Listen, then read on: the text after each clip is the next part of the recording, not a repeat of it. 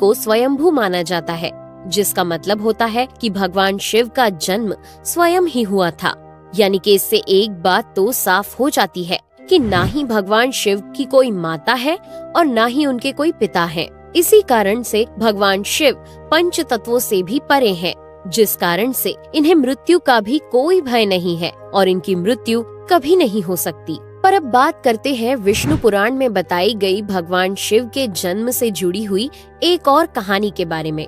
विष्णु पुराण में बताया गया है कि भगवान विष्णु के माथे से निकलने वाले तेज के कारण भगवान शिव की उत्पत्ति हुई थी और उनके नाभि से निकलते हुए तेज से कमल पर विराजमान ब्रह्मा जी का जन्म हुआ था। मगर दूसरी ओर भगवान विष्णु के जन्म के बारे में शिव पुराण में बताया गया है कि एक बार की बात है जब भगवान शिव अपने घुटने मल रहे थे और उनके घुटनों से निकलने वाले मैल से भगवान श्री विष्णु जी का जन्म हुआ था। पर अगर ऐसा हुआ है तो विष्णु पुराण और शिव पुराण एक दूसरे से बिल्कुल अलग हैं। इस कथा के अलावा भगवान शिव के जन्म की एक और पौराणिक कथा काफी ज्यादा पॉपुलर है, जिसे शायद आपने बड़े बुजुर्गों से सुना होगा। पर अगर नहीं सुना तो आपकी जानकारी के लिए बता दें कि एक बार की बात है जब भगवान विष्णु और परम ब्रह्मा जी के बीच इस बात पर बहस छिड़ गई थी कि आखिर इस संसार में सबसे महान कौन है। और जब भगवान विष्णु और भगवान ब्रह्मा इस बात को लेकर बहस कर रहे थे तो एक जलते हुए खम्बे के रूप में महादेव उनके बीच आए थे। दोस्तों, वो दोनों इस रहस्य को नहीं समझ पाए और तभी अचानक से एक आवाज आई जिसने कहा कि जो भी इस खम्बे का छोर ढूंढ लेगा वही सबसे महान कहलाएगा। ऐसा सुनते ही ब्रह्मा जी ने एक पक्षी का रूप लिया और खम्बे का ऊपरी हिस्सा ढूंढने निकल गए। वहीं विष्णु जी ने वराह का रूप धारण किया और खम्बे का अंत ढूंढने निकल गए। बहुत देर तक खोजने के बाद भी दोनों में से किसी को भी खम्बे का छोर नहीं मिला और दोनों हार मानकर वापस आ गए। जिसके बाद भगवान शिव अपने असली रूप में आए और फिर भगवान विष्णु और ब्रह्मा जी ने ये मान लिया कि महादेव ही सबसे महान और शक्तिशाली हैं। इनसे बड़ी शक्ति इस दुनिया में कोई नहीं है। इसके साथ ही शिव पुराण में बताया गया खम्बा इस बात को दर्शाता है कि ना ही भगवान शिव जन्मे थे और ना ही उनका कोई अंत है। और एक कारण तो यही है कि भगवान शिव को स्वयंभू कहा जाता है, यानी भगवान शिव का अंत है ही नहीं, वे अमर हैं।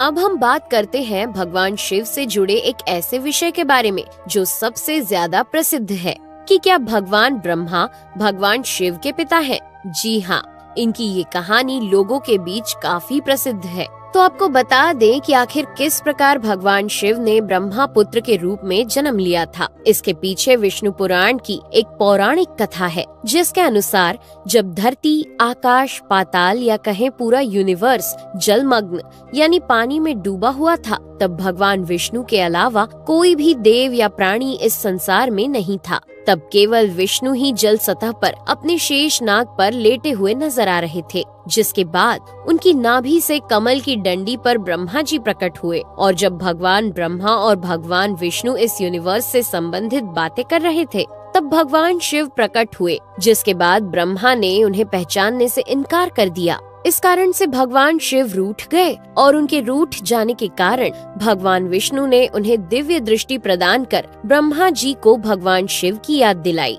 जिसके बाद भगवान ब्रह्मा को अपनी गलती का एहसास हुआ और शिव से क्षमा मांगते हुए उन्होंने उनसे अपने पुत्र रूप में पैदा होने का आशीर्वाद मांगा। जिस कारण से भगवान शिव ने भगवान ब्रह्मा की प्रार्थना को स्वीकार करते हुए उन्हें ये आशीर्वाद दे दिया। लेकिन इसके बाद जब भगवान ब्रह्मा ने इस सृष्टि की रचना शुरू की तो उन्हें एक बच्चे की जरूरत पड़ी और तब उन्हें भगवान शिव का आशीर्वाद ध्यान आया, जिसके लिए भगवान ब्रह्मा ने तपस्या की और बालक के रूप में भगवान शिव उनकी गोद में रोते हुए प्रकट हुए।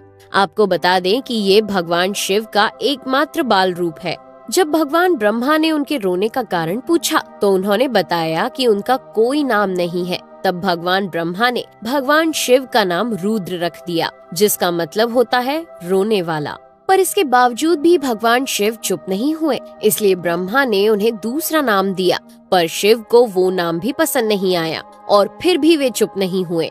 इस तरह शिव को चुप कराने के लिए भगवान ब्रह्मा ने भगवान शिव को 108 नाम दिए थे, जो रुद्र, शर्व, भाव, उग्र, भीम, पशुपति, ईशान और महादेव जैसे नाम थे। और शिव पुराण के अनुसार उनके ये नाम पृथ्वी पर लिखे गए थे। इसके बाद बात आती है श्रीमद् देवी महापुराण की। तो श्रीमद् देवी महापुराण में भगवान शिव की माता और पिता के बारे में बताया गया है। श्रीमद् देवी महापुराण के अनुसार देखा जाए तो एक बार जब भगवान नारद जी ने अपने पिता भगवान ब्रह्मा जी से पूछा कि सृष्टि का निर्माण किसने किया है, साथ ही भगवान विष्णु, भगवान शिव और आपके माता पिता कौन है, तब भगवान ब्रह्मा जी ने नारद जी को त्रिदेवों के जन्म के बारे में बताया। जो बताया वो वाकई चौंका देने वाली बात थी। दरअसल उन्होंने कहा कि देवी दुर्गा और शिव स्वरूप ब्रह्मा के योग से ब्रह्मा, विष्णु और महेश का जन्म हुआ था। यानी प्रकृति का रूप लिए माँ दुर्गा ही हम तीनों की माता है और ब्रह्मा यानी काल सदाशिव हमारे पिता है।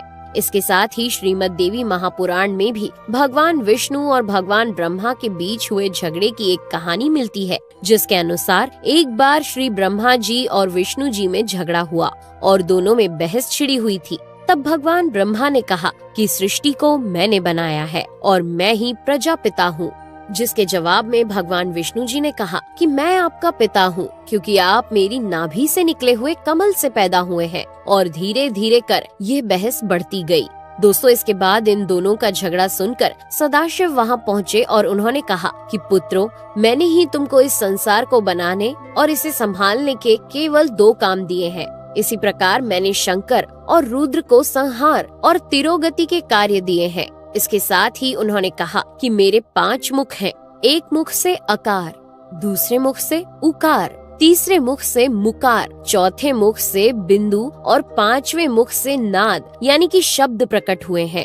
उन्हीं 5 को एक साथ मिलाकर देखा जाए तो एक अक्षर ओम बनता है, जिसे आज हम सभी भगवान शिव के मूल मंत्र के रूप से जानते हैं। इतना कहने के बाद भगवान ब्रह्मा और विष्णु दोनों ही समझ गए कि भगवान शिव से ज्यादा शक्तिशाली इस दुनिया में कुछ भी नहीं है और दोनों ने भगवान शिव को प्रणाम किया और चले गए। चलिए दोस्तों, अब जब आप भगवान शिव के बारे में इतना तो जान ही चुके हैं, तो क्या आपको पता है कि आखिर भगवान शिव ने किससे शिक्षा प्राप्त की थी और उनके गुरु कौन थे?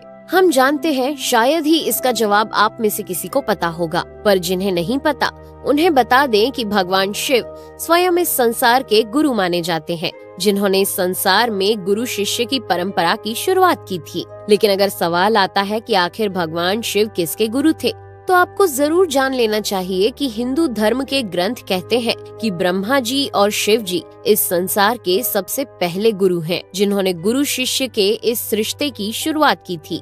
जहां भगवान ब्रह्मा ने अपने मानस पुत्रों को शिक्षा प्रदान की थी, वहीं भगवान शिव ने अपना ज्ञान केवल अपने 60 शिष्यों को दिया था। यानी भगवान शिव 60 शिष्यों के गुरु थे और वे जिन शिष्यों के गुरु थे उन्हें आज के समय में सप्त ऋषियों का दर्जा दिया गया है। तो दोस्तों, ये थे भगवान शिव के जन्म से जुड़े हुए कुछ फैक्ट्स, जो आपको कैसे लगे हमें कमेंट करके जरूर बताइए। साथ ही अगर आपको वीडियो पसंद आया हो तो इसे लाइक और चैनल को सब्सक्राइब करना बिल्कुल ना भूलें। धन्यवाद।